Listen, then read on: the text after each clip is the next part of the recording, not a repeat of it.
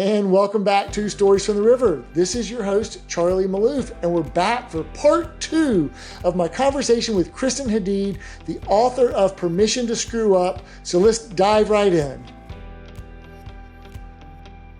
Welcome to Stories from the River, a show in which we go behind the scenes at Broad River Retail.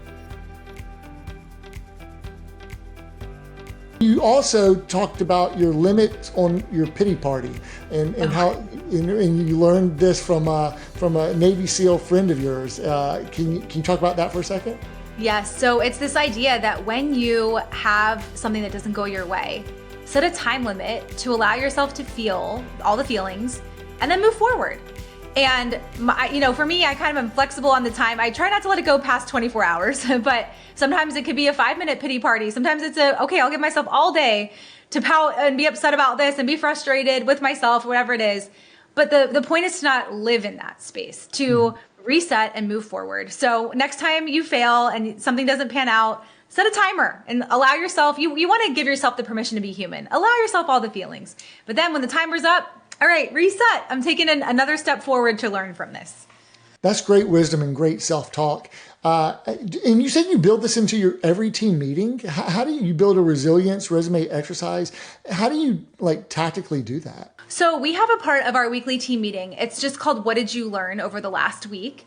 And it's a space for anyone to share something that they have screwed up or failed at or had a misstep, around, and just what they learned from it. And it's a way that we, I think, make it feel safe to talk about these things. Because the fact is, we're all human and we are all having missteps and things that aren't working out because we're human. It's just a question of, is our culture a place where we can talk about these things? And I think that the more that you can talk about them, the more people will feel safe taking risks and trying things and getting out of their comfort zone because you're framing it as learning.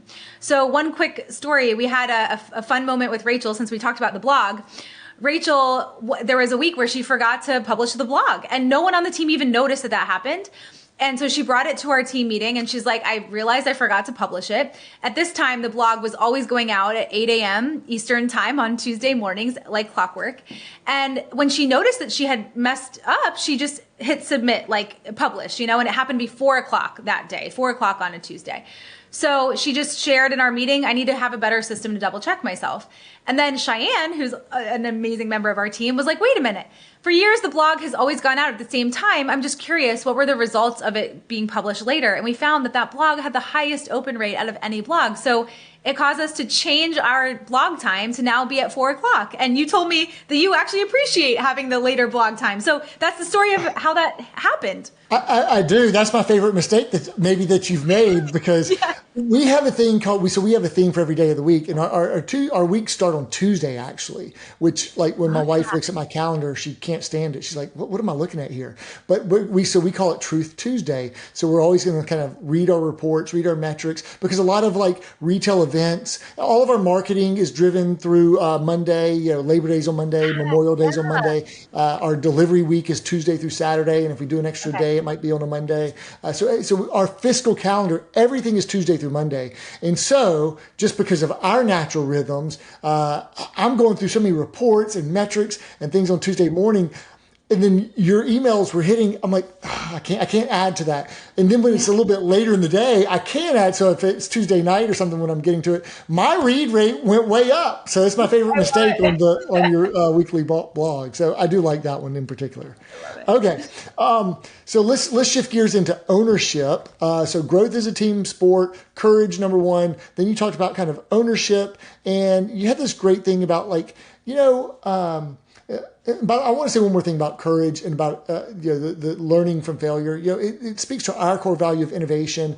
I know Rich Sheridan, when he wrote Chief Joy Officer, he talked about so much run the experiment, run the test. I know John Maxwell says reframe losing as not winning or losing, but winning or learning.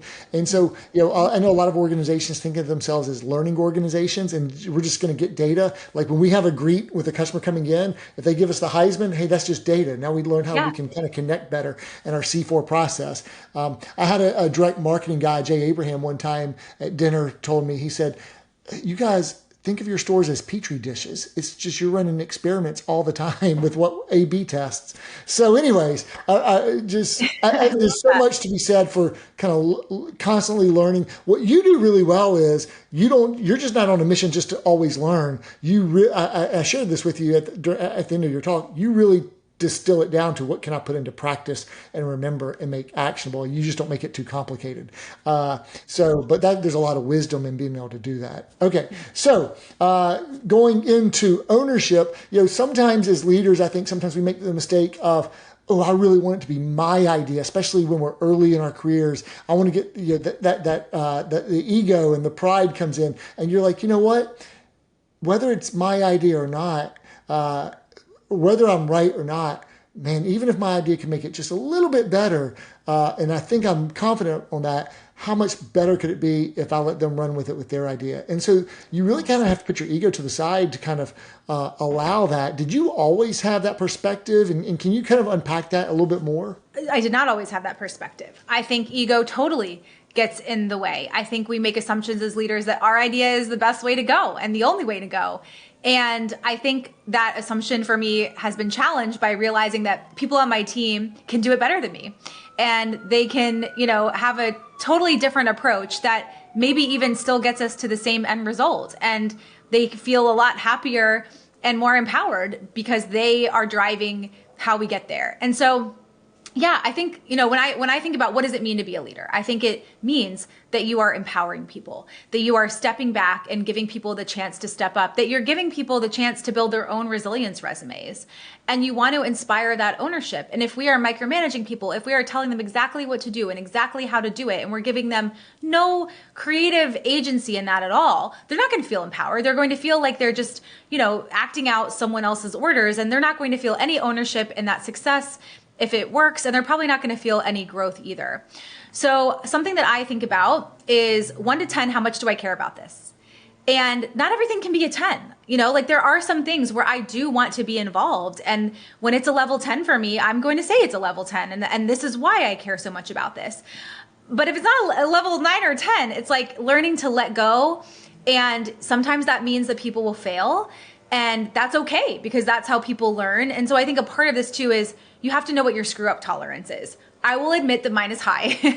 Maybe not everyone's is as high as mine, but my filter is like, is it going to kill someone? Okay, no. You have the book on it, so yes. Okay. I have like a financial threshold, and then is anyone going to get hurt? And if it meets, then go for it. But yeah, I remember we talked too about ownership. It's also being willing to take yourself on as a leader, and recognizing that even though you've gotten to this place where you've obviously had a lot of success, you still want to be taking ownership of your growth and stretching yourself and taking on different things that can help you get out of your comfort zone. I think that's really, really good. And you also talked about this thing called identity capital. And was it Meg Jay who wrote the Defining Decade? Take on experiences that cause you to learn something, and then you referenced the sweet spot, which is where you come alive in your work. So can you riff on identity capital and the sweet spot? Yeah, I love Meg Jay's identity capital concept, because it's this idea that you really have to try a bunch of things to learn what it is that you're really good at and where you can bring the biggest impact. And I think a lot of people are so focused on taking the right opportunity, the right position, the right whatever it is. And then by not taking on all these other opportunities to learn something, they end up missing out on a ton of growth, because it really isn't the perfect opportunities that teach you about yourself. It's when you're doing things that aren't meant for you. Like for me, and I'm sure for you, I wore every hat as I was growing the business and quickly realized the ones that were not meant for me. And those pointed me more towards the ones that were meant for me. And I wouldn't have had that understanding of myself if I hadn't tried the things that weren't necessarily in my sweet spot. And so the more that you can take on this identity capital, which really is just taking any opportunity to learn something. The question is it going to cause me to learn something? If so, okay, sign me up.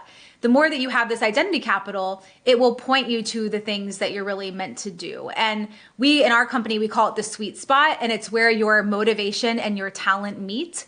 And the only way to know what's exciting to you is to do stuff that's not exciting, so that you know what it feels like to be passionate about something. The only way to know what you're talented at and naturally comes to you is to know what you're not, so it's sort of this I think, opposite way of approaching growth and ownership in your career. Yeah, early in our career, maybe we do want to, like, you have to kind of go through the cycles and okay, maybe I proved it to myself that I could do it or do this thing.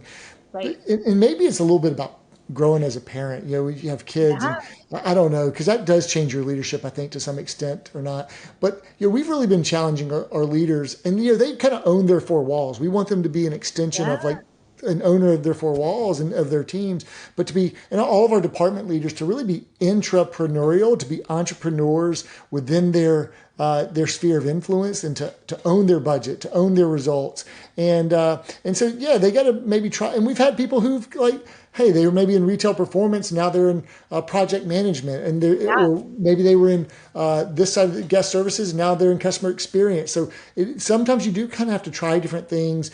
And your company's been very much, you've got someone who kind of had this skill set, and, you know, Cheyenne was maybe going to go into cybersecurity. Now she's your chief operations person, and someone who wanted to maybe be a writer, now doing chief content for you, but ran a branch for you. So you're kind of developing and trying and iterating. So I love how you're getting that kind of cross-pollination into different tasks to help developing your people, and where maybe your kind of what your passions lie and what you're really good at. You'll never know if you don't try and experiment with them. Right. And the thing is, as you evolve, your sweet spot can change. So that's what happened to me when I started to lose the passion for the cleaning. That's what was happening. I wasn't in my sweet spot anymore. Mm-hmm. Could I lead a cleaning company? Yes. But it was the motivation piece had changed for me. And it was only because I was trying different things and learning that the speaking and teaching was really something that I loved and that I think I had, strengths in. And so I think we have to give ourselves permission as we evolve to like allow that to change and to speak up when it does change, because no one can read our minds. And the stories I shared in the session with your team were stories of people on our team who had the courage to come to me and say, hey, this isn't feeling like my sweet spot anymore. Mm-hmm. And we're very open and collaborative in wanting to find a solution for that. And together we were able to figure out how to get them closer to that sweet spot that they wanted to be in.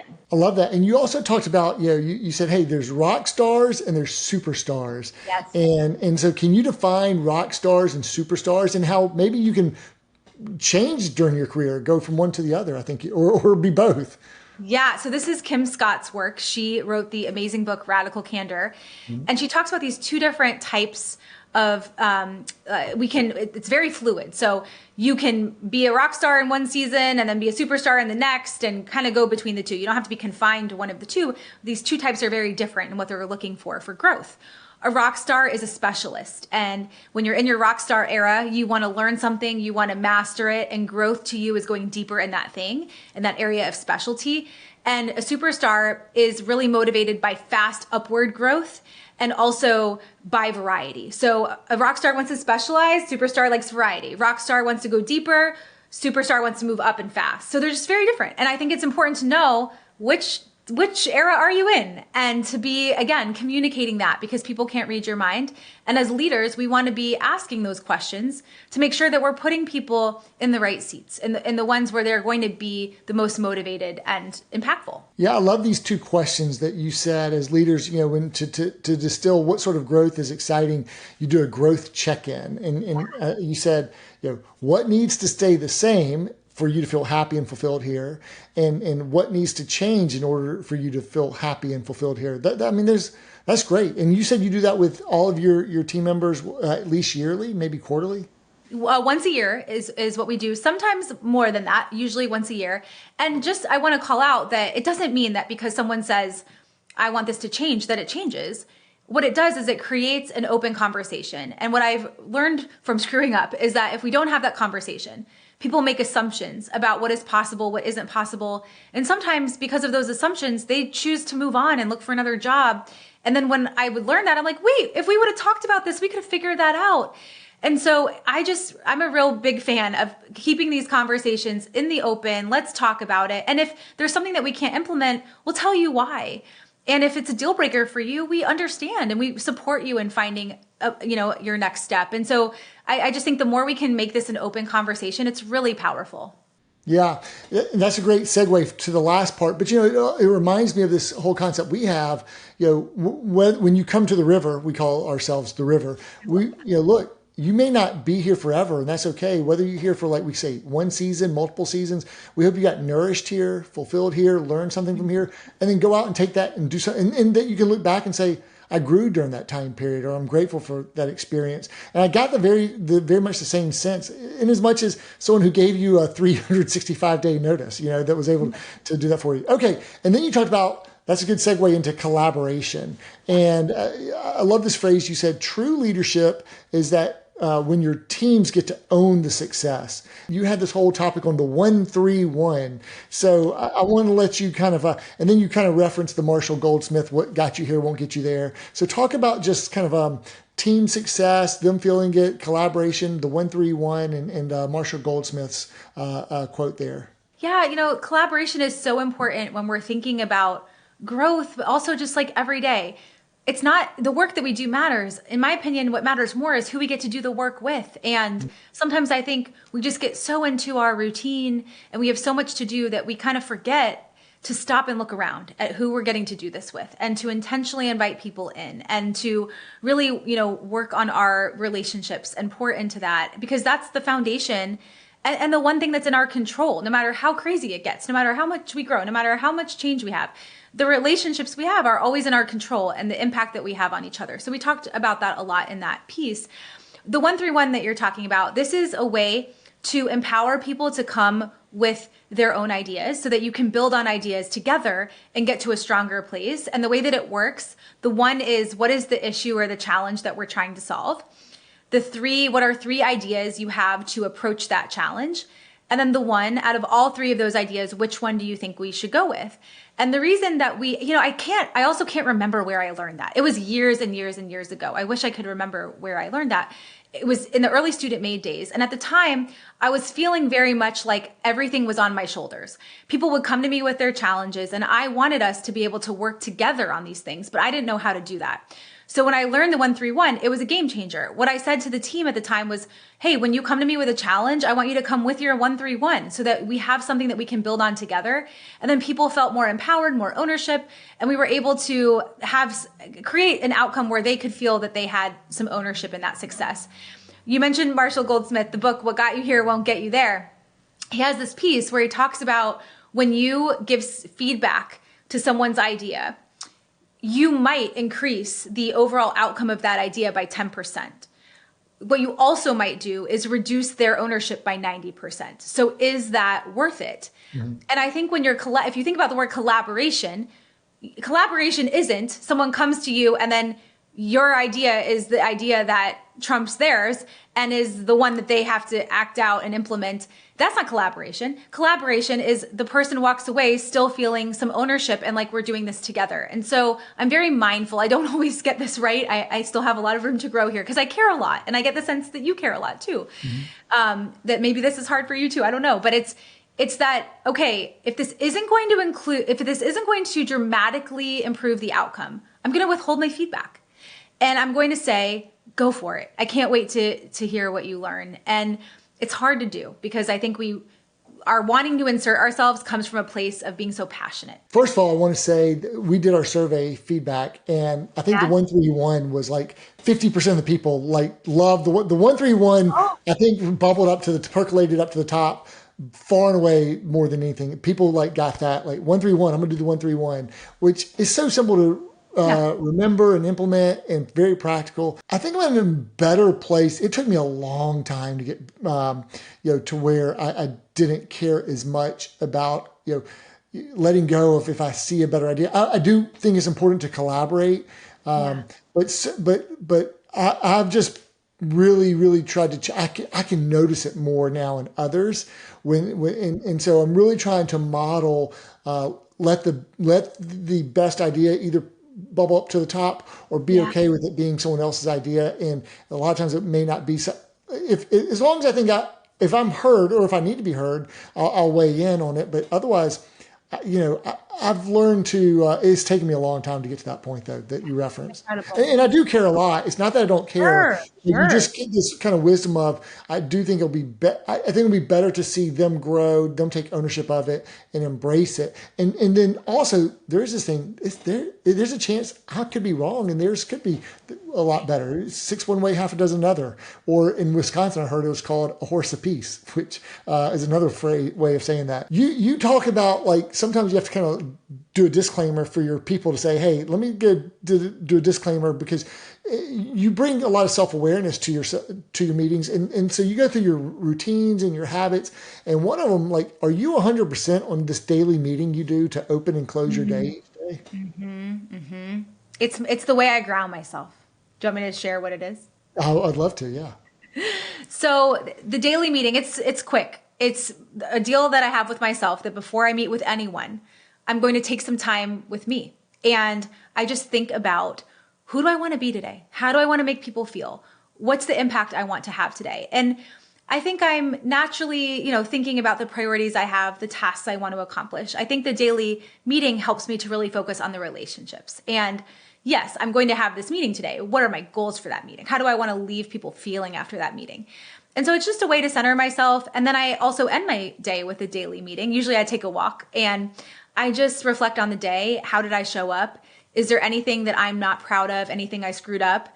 And I take that time to own it. And it might look like leaving a voice note to someone who I was in a meeting with where I totally interrupted them and was intense, and that's not the leader I want to be. So I'll own that and, apologize. Tomorrow will be better. And it's just a way for me to check in with myself. And I think maybe that doesn't work for everyone. I think it's important that we all have a way to just connect with ourselves and ensure that we're living and leading intentionally, because we don't want to get to the end of our lives and look back and have regrets about that. Yeah, it's a great, we're a function of our habits, our daily disciplines. And that is just a great habit and discipline. And I know you also said you live according to your calendar, and you do time blocks to make sure you have your reading time and your thinking time. And that's another great habit, a good life hack. Hey, on 8/28, what was your morning meeting to yourself? What'd you tell yourself? How do you want to show up? And then what was your end of day meeting to yourself on 8/28, if you don't mind sharing, or if you remember? I love this. So my morning 8/28 meeting was in my hotel room. And I just thought about your team. I thought about our meetings that we had. I thought about, I have this sentence I will say to myself, I'm here to serve. And how, like, I wanted to walk into that room and help your leaders feel seen. And to me, success was their courage is elevated, their belief in themselves elevated, their reconnection to leadership and the amazing opportunity and responsibility they hold in their hands. Mm-hmm. And so that was the intention that I walked in with. How I left, just grateful. I mean, the whole flight home, actually, that's when I had my meeting with myself on the flight home. I was just smiling, like just the one-on-one time that I had with your team, the time spent with you, the session itself. It wasn't just the session. It was everything that was around the session. Mm-hmm. After I got to listen in to, which was a huge moment for me, to listen in to different sessions that your team were leading, workshops, and just their passion and their, obvious like connection to their purpose and what you're doing and building together. So I left just grateful. And actually I left thinking, how can I ignite more of this in my own culture? Because it was so inspiring. So thank you. Very cool. Thanks for sharing that. Okay, I'm going to bring this down the final stretch right here. Okay. You also talked about courageous conversations, and you talked about your 24-hour guideline. And 24. 24-hour guideline. Yeah. And I want to talk about that for a little bit. But okay. There's an uncomfortable conversation that you were wanting to have, and then you ended up having it, and then you kind of had a realization afterwards. And so talk about kind of the importance of courageous conversations and why people might shy away from them and why they should step into them. Yeah, so this is the area I, without a doubt, have struggled with the most. My worst moment with this early in my journey, the leadership team told me that there was someone on the team that we needed to let go because they weren't performing. We had lots of conversations. We'd given them multiple chances to meet us at the line. They weren't. So it was my responsibility to let this person go. And I gave them a promotion, so that just shows I could not have these conversations. So what I realized is that they're just so connected to trust. The more that we can be honest about how we're feeling even when it's really hard. It's going to help the person on the other side know where they stand with us. It's going to create an open dialogue for them to share maybe how they feel about us in that moment. And together we can make our relationship and our trust stronger. The people that you never get feedback from are probably not the people you trust the most in your life. It's the people who are willing to say, hey, that could have been better, or that you frustrated me yesterday when this happened. Those are the people that you turn to when you need honest opinions, because you know that they will tell you because they have before. So I think it's kind of like the fear thing. If you're waiting for the fear to be gone, you're going to be waiting a long time. So the 24-hour guideline just helps me to commit. It's basically within 24 hours of feeling something or observing something, my commitment is I'm going to address it. And I think it just helps me not only feel like I'm leading my life with integrity, it helps my relationships, because I think people know that if I feel something, I'm going to say it. And yeah, sometimes I just build up a conversation so big in my mind that this is going to be so hard and our relationship is going to fall apart, and it's just going to, and then none of that comes true. And it actually takes our relationship to an even higher level. And I actually believe that if the relationship can't handle it, if you have this conversation and it doesn't go well and the person can't create that space for you, then it's like, is that a relationship that you actually want to invest in your life? There's nothing to lose. Yeah. And I love how you said you opened those conversations with, this is really hard for me to share or talk about. You're open with you're struggling to have the conversation because you don't want it to come across the wrong way or to damage the relationship. But then it opens up that candid conversation. In the one example you gave, it wasn't that someone was slacking off. It was like they were diverting their energy to something that was not where you thought it should be diverted to. So you had to kind of create that clarity. And had you just let it bubble up and fester inside, you would have just been getting frustrated, and probably they would have been getting frustrated. Why is Kristen not frustrated with me? My only thing on that is sometimes I need a little bit more than 24 hours. Yeah, that's okay. You can have a 44-hour. Yeah. Honestly, sometimes I have to kind of sit with it a little bit longer. Yes.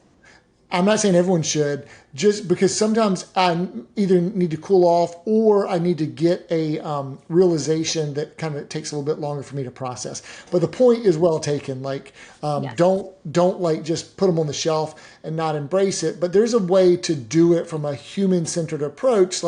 Hey, you're not just doing it out of anger, but you're also not going to let it just fester on the inside either. So I thought there was a lot of wisdom to that. It's I check, am I grounded emotionally? If not, it's not time to have the conversation. Am I clear? Am I clear on my role in this? Am I clear on what I want to communicate? And sometimes we have to give ourselves more time to get there. So Kristen, you were you sold Student Made, your baby that you had for how many, 15 years or so, maybe before? Yeah, about. And so I imagine that was a financial great outcome for you. I would imagine you don't have to do this, right, to go into this leadership development, but you choose to do this, and you want to do this with who you're working with now on your team. You're clearly a well-read, wise counselor and a rising star in this space. So I'm glad that we got you early in your career before you kind of too big for the stage for us. And I just got to say, the whole added value, you gave us a whole workbook that accompanies our, you didn't have to do that. You didn't just come and give a talk. You gave us something that kind of is a leave behind that we can kind of engage with and work with. And then also, as another special treat, you're doing something on November 4th and 5th or 5th and 6th. Can you speak to that for a little bit? Yes. So I do want to go back just a second. I think many people assume that when we sold Student Made, it was a big financial success. It wasn't. We actually, instead of selling the brand and the name, this was during COVID. And so COVID and the pandemic really changed the business. And we have two amazing competitors who are dear friends. And we asked if they could help with our clients because we wanted to make sure that we weren't abandoning our clients. So one company took half, the other took half, and we just completely pivoted to the leadership development. And that business had already been growing for years because we were doing both simultaneously. So, I think it's that's to me what was crazy about the whole situation is it wasn't even at the time Student Made was really thriving, and I still had so much trouble letting go. So I just want to encourage anyone out there who is going through that kind of evolution to encourage you. It's not easy, and everything in you might be saying that you can't. And my question is, actually, Bob Chapman asked me this question when I was going through this transition. You have one amazing life. What are you going to do with it? And for me, that question is what launched me into realizing this was the direction, along with Monique's tough love. The program, November 5th and 6th, it's called the Human Leadership Program. And it's a program that we have launched since transitioning Student Made. We're going into our 5th year. And it is for anyone in any industry, any role who is passionate about leadership. And 2 days on Zoom, we cover different components of what we call human leadership. It's a wonderful community, people who are just passionate about building better workplaces where people really feel like they matter and where we're doing incredible things together. So if you're interested in that, you can look it up on my site, KristenHadeed.com, and you can reserve your tickets. They're pay what you can. We never want the price to be any barrier or reason that you don't attend. Well, it's and there's like 6 elements. You do 3 per day. I don't remember. I don't have them memorized. You got it. Well, what are the 6 things that you're going to learn? So we cover mindset. So your mindset as a leader, and there we really dive into maybe some limiting beliefs and ways that you are unintentionally getting in your own way. Then we move to relationships, which is all about how you can build trust with others. And we focus a lot on listening and how to be a really great listener, and how listening is kind of at the core of really building powerful relationships. We dive into communication, which is all about feedback and having those courageous conversations. We talk about the 24-hour guideline. We introduce some of our favorite feedback concepts. And then we move to growth, which is where we explore your relationship with failure. We talk about imposter syndrome, your resilience resume. Then we move to self-compassion and how to make sure that you're caring for yourself as a leader, that your work and your life are working together, setting boundaries and things to really protect your energy so that you have something to give to yourself and to others. And then we end with impact, which is where we talk about your sweet spot and you identify your personal core values and really get clear on the vision that you have for yourself as a leader. And when I say leader, I believe leadership is a choice. It's not a title. It's anyone who wants to make a positive impact on the people around them. Well, it's amazing. The Human Leadership Program, a 2-day event, and you gifted us 15 passes for our memory makers and our leaders. We're going to take you up on that offer. We're probably going to do more. And so, and you said it's a pay as you go. This is a high ROI, guys, to get this wisdom and knowledge. You and your team are teaching the courses, Kristen?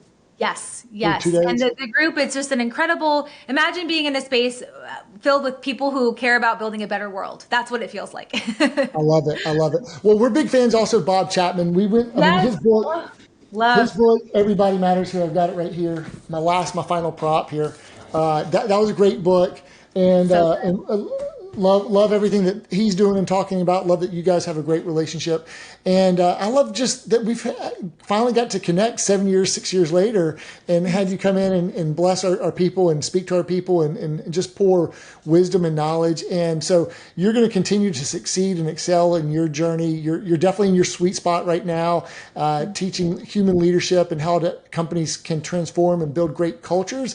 And I love that you did it. You went and did it first. You got those experiences and have given you a baseline and a foundation to go teach it. But also, as you were doing it, you were learning along the way. You were forming great connections with other great thought leaders. You're reading books of great thought leaders, and then you're just distilling those down into good practical insights and wisdom that can really help companies grow and leaders grow and do better. And so thanks so much for coming to the river, for coming to be the opening keynote of our Pioneering the Path, a Purpose 828 experience, for being willing to hop on this podcast with me from Stories from the River and to share a little bit more about your experience and story. And so our people will see you again in November for that 2-day event, the Human Leadership Program, and just continue being awesome, Kristen, and for all the future successes that you'll have in your journey. I look forward to the next time our paths cross. Thank you, Charlie. And thanks for inviting me to the river. Virtual hug to you and to everyone who's watching. Thanks so much. Hey, thanks for joining us on this episode. This has been a lot of chock-full amount of wisdom here with Kristen Hadeed, author of Permission to Screw Up, and book her for your next keynote if you're looking for it. And if you want to bring her or her team in, if you want to transform your company's culture. So thanks for joining us. Wherever you check out your fresh retail podcast content, YouTube, Apple, Spotify, every Tuesday and Thursday, try to bring you the freshest content. So whatever the kids are doing these days, whether it's subscribing, following, liking, I'm not really sure, but thanks so much for engaging and following us and leaving a comment. Kristen, thanks so much. Best to you. Thank you. Bye, everyone. Thank you. Thanks for listening to Stories from the River. To check out more episodes, visit storiesfromtheriver.com. To watch this episode, go to youtube.com/@storiesfromtheriver.